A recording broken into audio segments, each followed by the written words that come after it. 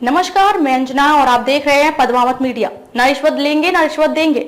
आइए शुरुआत करते हैं आज की खास खबर से। पुणे में पकड़ी गई अभिनेत्री, सतारा तक आंच। सेक्स रैकेट के दलालों ने एटीसी के डर ने मुंबई से शिफ्ट किया धंधा। कुछ दिनों मुंबई की एक अभिनेत्री पुणे के एक होटल से रेस्क्यू करवाई गई। उसके साथ उज्बेकिस्तान की भी 2 लड़कियां भी उस दिन सितारा होटल में थीं। सतारा में भी 3 दिन पहले वहां की पुलिस ने एक सेक्स रैकेट का भंडाफोड़ किया था। सतारा में दिल्ली की लड़कियां रेस्क्यू करवाई गई थीं। इन दोनों ही केसों में सेक्स रैकेट चलाने वाले पकड़े गए। मुंबई की अभिनेत्री के बारे में पता चला कि वो पुणे के होटल में कई दिनों से रुकी थीं। वो जिस दलाल के जरिए देह के व्यापार में शामिल थीं, वो दलाल उसके लिए रोज नए ग्राहक लाता था। दलाल अपना कमीशन काट कर बाकी रकम अभिनेत्री को दे देता था। पहले मुंबई में सोशल सर्विस ब्रांच और मुंबई क्राइम ब्रांच की अलग अलग यूनिट्स भी अलग अलग होटलों में रेड डालती थी और सेक्स रैकेट चलाने वालों को पकड़ती थी। All out operation Mumbai police हर 2-3 महीने में करती रहती है। इसमें सभी DCP, ACP, senior inspector, inspector व अन्य पुलिस स्टाफ को रखा जाता है। इस ऑपरेशन में पूरे शहर की जगह जगह नाकाबंदी की जाती है। रिकॉर्ड वाले जमानत पर बाहर आए अपराधियों, तड़ी पार अपराधियों, ड्रग्स कारोबारी, ट्रैफिक नियमों का उल्लंघन करने वालों, अवैध हथियार रखने वालों सभी से पूछताछ की जाती है।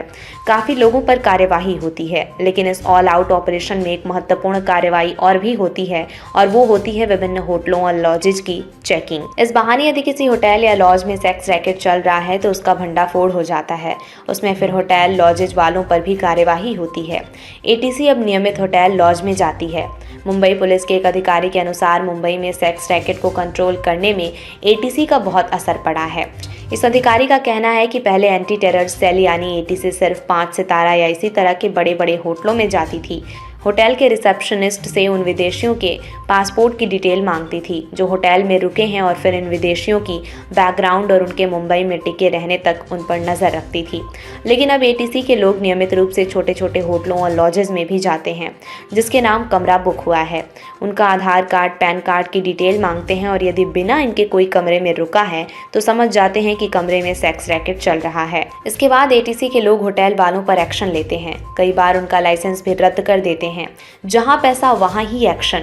एक पुलिस अधिकारी ने माना कि यदि 2 बालिग आधार कार्ड, पैन कार्ड देकर कोई कमरा बुक कर रहे हैं और अपनी मर्जी से कुछ निजी पल बिताने वहां आए हैं तो हम इन पर एक्शन नहीं लेते, क्योंकि हमें पता है कि मुंबई में 30 से 40% लोग स्लम में रहते हैं और उन्हें अपने पार्टनर के साथ कुछ निजी पलों के लिए घर में प्राइवेसी नहीं मिलती।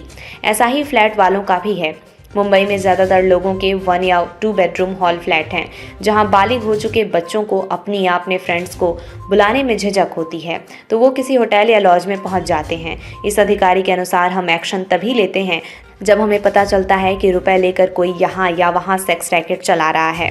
चूँकि ऐसे सेक्स रैकेट चलाने वालों को नियमित चेकिंग एटीसी कर रही है, इसलिए सेक्स के कारोबार से जुड़े काफ़ी लोगों ने अपना ये धंधा मुंबई के बाहर शिफ्ट कर दिया है। खबरों में अब तक के लिए बस इतना ही। फिर होगी आपसे मुलाकात ऐसी एक खास खबर के साथ। तब तक के लिए नमस्कार और देखते रहिए पद्मावत मीडिया। न रिश्वत लेंगे न रिश्वत देंगे।